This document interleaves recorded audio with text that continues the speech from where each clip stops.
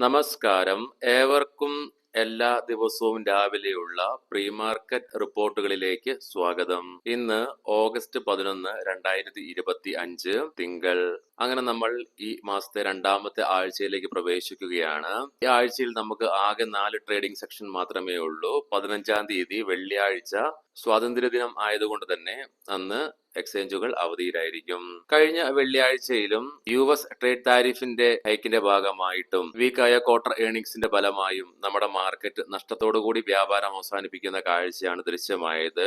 തൽഫലമായി നമ്മൾ കണ്ടു തുടർച്ചയായി 6ാമത്തെ ആഴ്ചയും നമ്മുടെ മാർക്കറ്റ് നഷ്ടത്തോടുകൂടി വ്യാപാരം അവസാനിപ്പിക്കുന്നത്. എങ്കിലും 1932.81 കോടി രൂപയ്ക്ക് ക്യാഷ് മാർക്കറ്റിൽ വിദേശ ധനകാര്യ സ്ഥാപനങ്ങളുടെ ഭാഗത്ത് ഈ മാസത്തെ ഫസ്റ്റ് ബൈയും ദൃശ്യമായി. തത്സമയം ആഭ്യന്തര ധനകാര്യ സ്ഥാപനങ്ങൾ 7723.66 കോടി രൂപയ്ക്ക് ബൈ നടത്തുന്ന കാഴ്ചയും ദൃശ്യമായി. ഇനി സ്പെസിഫിക് ആയിട്ട് ഇന്നത്തെ നമ്മുടെ മാർക്കറ്റിലേക്ക് വന്നു കഴിയുമ്പോൾ വെള്ളിയാഴ്ചത്തെ ഫോളോയോടുകൂടി നമ്മുടെ മാർക്കറ്റിൽ നിലവിൽ ബെയറിഷ് സെന്റിമെന്റ്സ് ആണ് നിലനിൽക്കുന്നത്. നമ്മൾ കണ്ടു നിലവിൽ നിഫ്റ്റി അതിന്റെ ഷോർട്ട്, മിഡ് ഡേയും 100-ഡേ EMA ഒക്കെ താഴെയായിട്ടാണ് വ്യാപാരം അവസാനിപ്പിച്ചിരിക്കുന്നത്. ഇനി നിഫ്റ്റിയിൽ ഇന്നൊരു ഫോൾ ഉണ്ടാവുകയാണെങ്കിൽ ഇമ്മീഡിയറ്റ് സപ്പോർട്ട് 24,200 എന്ന ലെവലായിരിക്കും. കാരണം ഈ ലെവലിലാണ് നിഫ്റ്റിയുടെ 200-ഡേ EMA നിലനിൽക്കുന്നത്. എന്നാൽ നിഫ്റ്റി ഈ ലെവൽ ബ്രേക്ക് ചെയ്യുകയാണെങ്കിൽ അടുത്ത സപ്പോർട്ടായി നിഫ്റ്റിയെ സംബന്ധിച്ചിടത്തോളം സൈക്കോളജിക്കലി മാത്രമല്ല ക്രൂഷ്യലായിട്ടും 24,000 എന്ന ലെവൽ മാറിയേക്കാം. കാരണം ഈ ലെവലിലാണ് നിഫ്റ്റിയുടെ 50 വീക്ക് EMA സ്ഥിതി ചെയ്യുന്നത്. 24,000 എന്ന ലെവൽ നിഫ്റ്റി ബ്രേക്ക് ചെയ്യുകയാണെങ്കിൽ സെല്ലിംഗ് പ്രഷർ അനുഭവപ്പെട്ടേക്കാമെന്നും പറയുന്നു. നിഫ്റ്റിക്ക് ഇനി മുന്നോട്ടൊരു പ്രയാണം സാധ്യമാവുകയാണെങ്കിൽ 24,500, 24,700 എന്ന ലെവലുകളിൽ ഇന്ന് റെസിസ്റ്റൻസ് ഫേസ് ചെയ്തേക്കാം. പ്രത്യേകം ശ്രദ്ധിക്കുക. ഇതൊക്കെ അനലിസ്റ്റുകളുടെയും എക്സ്പെർട്ടുകളുടെ അഭിപ്രായമാണ്. ഇതൊരു ട്രേഡ് റെക്കമെൻഡേഷൻ അല്ല. എഡ്യൂക്കേഷൻ പേർപ്പസിന് വേണ്ടിയിട്ട് മാത്രമാണ് ഈ ലെവലുകൾ വിശദീകരിക്കുന്നത്. ഇന്ന് പ്രധാനമായും SME പ്ലാറ്റ്ഫോമിൽ 6 IPOs ലിസ്റ്റ് ചെയ്യുന്നുണ്ട്. മാത്രമല്ല ജിയോ ഫിനാൻഷ്യൽ സർവീസ് തുടങ്ങി പ്രധാനപ്പെട്ട 14 കമ്പനികളുടെ ഡിവിഡൻഡ് ഡേറ്റുമാണ് ഇന്ന്. Ashoka Buildcon, Astral, Bajaj Consumer Care, Bata India, BEML, Brigade Hotel Ventures, Praj Industries, Tilak Nagar Industries, Titagarh Rail Systems, Travel Food Services, VST Tillers തുടങ്ങി പ്രധാനപ്പെട്ട കമ്പനികൾ അവരുടെ Q1 ഏർണിംഗ്സ് ഇന്ന് പ്രസിദ്ധീകരിക്കും. വരുന്ന റിപ്പോർട്ടുകൾ പ്രകാരം US ഭാഗത്തു നിന്നും ഇന്ത്യക്കെതിരായിട്ട് വന്ന താരിഫ് ഹൈക്കിന്റെ ഭാഗമായിട്ട് നമ്മുടെ മാർക്കറ്റിൽ ഈ മാസം നിലവിൽ 6 ട്രേഡിംഗ് സെക്ഷൻ മാത്രമേ പൂർത്തിയായുള്ളൂ. എങ്കിലും ഈ 6 ട്രേഡിംഗ് സെക്ഷനുള്ളിൽ ഫോറിൻ പോർട്ട്ഫോളിയോ ഇൻവെസ്റ്റേഴ്സിന്റെ ഭാഗത്തു നിന്നും 18,000 കോടി രൂപയുടെ വിഡ്രോവലാണ് ഇന്ത്യൻ ഇക്വിറ്റി മാർക്കറ്റിൽ നിന്നും മാത്രം നടത്തിയിരിക്കുന്നത് എന്നുള്ള വാർത്ത കൂടി വരുന്നുണ്ട്. വെള്ളിയാഴ്ച ലീഡിംഗ് ആയ ADR സ്റ്റോക്സിൽ ഡോക്ടർ റെഡ്ഡീസും ICICI ബാങ്ക് ADRും നേട്ടത്തോടുകൂടി വ്യാപാരം അവസാനിപ്പിച്ചപ്പോൾ വിപ്രോ ഫ്ലാറ്റ് ആയിട്ടും Axis Bank, HDFC Bank, Infosys ADRുകൾ നഷ്ടത്തോടുകൂടി വ്യാപാരം അവസാനിപ്പിക്കുന്ന കാഴ്ചയും ദൃശ്യമായി. ഇന്ന് പ്രധാനപ്പെട്ട ഗ്ലോബൽ ഇവന്റ്സുകൾ ഒന്നും തന്നെ ഇല്ല. ഇനി നമുക്ക് ഗ്ലോബൽ മാർക്കറ്റുകൾ പരിശോധിക്കാം. US മാർക്കറ്റുകൾ വെള്ളിയാഴ്ച നമ്മുടെ മാർക്കറ്റ് അടച്ചതിന് ശേഷം ഹ്യൂജ് റാലി ദൃശ്യമായിരുന്നു. തൽഫലമായി നാസ്ഡാക്കിന് തുടർച്ചയായി രണ്ടാമത്തെ ട്രേഡിംഗ് സെക്ഷനിലും പുതിയ റെക്കോർഡ് ഹൈകൾ ക്രിയേറ്റ് ചെയ്തുകൊണ്ട് വ്യാപാരം അവസാനിപ്പിക്കുവാൻ സാധിച്ചു. S&P 500ഉം നേട്ടത്തോടുകൂടി തന്നെയാണ് വ്യാപാരം അവസാനിപ്പിക്കുകയുണ്ടായത്.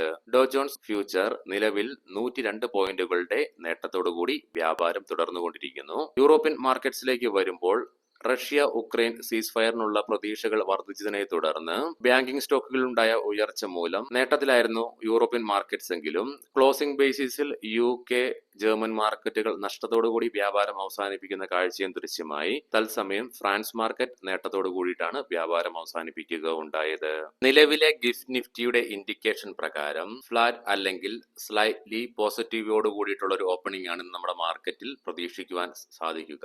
ഏഷ്യൻ മാർക്കറ്റ്സിലേക്ക് വരുമ്പോൾ നിലവിൽ സിംഗപ്പൂർ, കൊറിയൻ മാർക്കറ്റുകൾ നേട്ടത്തോടുകൂടിയും തത്സമയം തായ്വാൻ മാർക്കറ്റ് നഷ്ടത്തോടു കൂടിയിട്ടുമാണ് വ്യാപാരം തുടങ്ങിയിരിക്കുന്നത്. മറ്റു മാർക്കറ്റുകൾ ഓപ്പൺ ആയിട്ടില്ല. കൊമോഡിറ്റിയിലേക്ക് വരുമ്പോൾ ബ്രെന്റ് ക്രൂഡിലും ക്രൂഡ് ഓയിലിലും ഗോൾഡിലൊക്കെ ഇടിവ് ദൃശ്യമാണ്.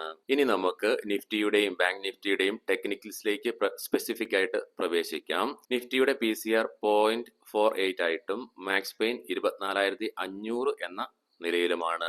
നിഫ്റ്റിയിലെ വീക്ക്നെസ്സും 100 ഡേ EMA ലെവലിലെ സെല്ലിംഗ് പ്രഷർ ദൃശ്യമാക്കിക്കൊണ്ട് ഡെയിലി ചാർട്ട്സിൽ മൈനർ അപ്പർ ഷാഡോയോട് കൂടിയിട്ടുള്ള ബെയറിഷ് കാൻഡിൽസ്റ്റിക് പാറ്റേൺ ആണ് ഡെയിലി ചാർട്ട്സിൽ നിന്നും ദൃശ്യമാകുന്നത്. വീക്ക്ലി ഓപ്ഷൻസ് ഡാറ്റ പ്രകാരം 25,000 എന്ന സ്ട്രൈക്കിലാണ് ഏറ്റവും കൂടുതൽ ഓപ്പൺ ഇൻട്രസ്റ്റ് കാണുവാൻ സാധിക്കുന്നതെങ്കിലും 24,500 എന്ന സ്ട്രൈക്കിലാണ് ഏറ്റവും കൂടുതൽ കോൾ റൈറ്റിംഗ് ദൃശ്യമാകുന്നത്. തത്സമയം 24,000 എന്ന സ്ട്രൈക്കിലാണ് പുട്ട് സൈഡിലേക്ക് ഏറ്റവും കൂടുതൽ ഓപ്പൺ ഇൻട്രസ്റ്റ് കാണുവാൻ സാധിക്കുന്നത്.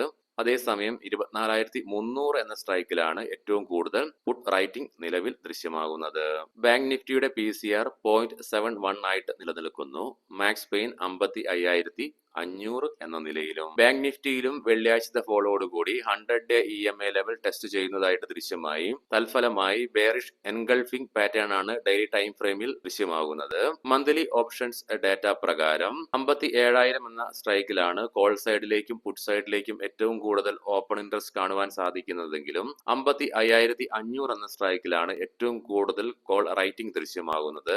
തത്സമയം 53,500 എന്ന സ്ട്രൈക്കിലാണ് ഏറ്റവും കൂടുതൽ പുട്ട് റൈറ്റിംഗ് ദൃശ്യമാകുന്നത്. ഇനി നമുക്ക് ഇന്നത്തെ പ്രധാനപ്പെട്ട സ്റ്റോക്കിംഗ് ന്യൂസുകൾ പരിശോധിക്കാം. മുൻകൂട്ടി ഓർമ്മിപ്പിച്ചുകൊള്ളട്ടെ, ഇതൊരു ബൈ ഓർ സെൽ റെക്കമെൻഡേഷൻ അല്ല. സീമെൻസ് പ്രോഫിറ്റിൽ 3.1% ഇടിവ് രേഖപ്പെടുത്തിക്കൊണ്ട് 437 കോടി രൂപയിൽ നിന്നും 423.4 കോടി രൂപയായി ചുരുങ്ങി. തത്സമയം റവന്യൂവിൽ 15.5% ഉയർച്ച രേഖപ്പെടുത്തുകയുണ്ടായി. വോൾട്ടാസ് പ്രോഫിറ്റിൽ 58% ഇടിവ് രേഖപ്പെടുത്തിക്കൊണ്ട് 334.2 കോടി രൂപയിൽ നിന്നും 140.5 കോടി രൂപയായി ചുരുങ്ങി. റവന്യൂവിലും 20% ഇടിവാണ് രേഖപ്പെടുത്തുകയുണ്ടായത്. പുറവങ്കര 14.8 കോടി രൂപ ലാഭത്തിൽ നിന്നും 68.6 കോടി രൂപയിലേക്ക് നഷ്ടമാണ് ഈ പ്രാവശ്യം റിപ്പോർട്ട് ചെയ്യുകയുണ്ടായത്. റവന്യൂവിലും 20.3% ഇടിവ് രേഖപ്പെടുത്തുകയുണ്ടായി. ഷിപ്പിംഗ് കോർപ്പറേഷൻ ഓഫ് ഇന്ത്യ പ്രോഫിറ്റിൽ 21% വർധനവ് രേഖപ്പെടുത്തിക്കൊണ്ട് 291.5 കോടി രൂപയിൽ നിന്നും 354.2 കോടി രൂപയായി ഉയർന്നു. തത്സമയം റവന്യൂവില് 13.1% ഇടിവാണ് രേഖപ്പെടുത്തുകയുണ്ടായത്. മണപ്പുറം ഫൈനാൻസ് പ്രോഫിറ്റിൽ 76.2% ഇടിവ് രേഖപ്പെടുത്തിക്കൊണ്ട് 556.5 കോടി രൂപയിൽ നിന്നും 132.5 കോടി രൂപയായി ചുരുങ്ങി. റവന്യൂവിലും 14.2% ഇടിവ് രേഖപ്പെടുത്തുകയുണ്ടായി. ഇപാക് ഡ്യൂറബിൾസ് ടാറ്റ മ്യൂച്വൽ ഫണ്ട് 15 ലക്ഷം ഷെയറുകൾ 390 രൂപ പെർ ഷെയർ എന്ന നിലയിൽ 58.5 കോടി രൂപ മുടക്കി സ്റ്റോക്ക് വാങ്ങി എന്നുള്ള വാർത്തകൾ. ഡോംസ് ഇൻഡസ്ട്രീസ് പ്രോഫിറ്റിൽ 10% ഉയർച്ച രേഖപ്പെടുത്തിക്കൊണ്ട് 51.8 കോടി രൂപയിൽ നിന്നും 57.3 കോടി രൂപയായി ഉയർച്ച രേഖപ്പെടുത്തി. തത്സമയം റവന്യൂവിലെ 26.4% വർധനവും രേഖപ്പെടുത്തുകയുണ്ടായി. ഏവർക്കും നല്ല ഒരു ട്രേഡിംഗ് ദിനം ആശംസിക്കുന്നു.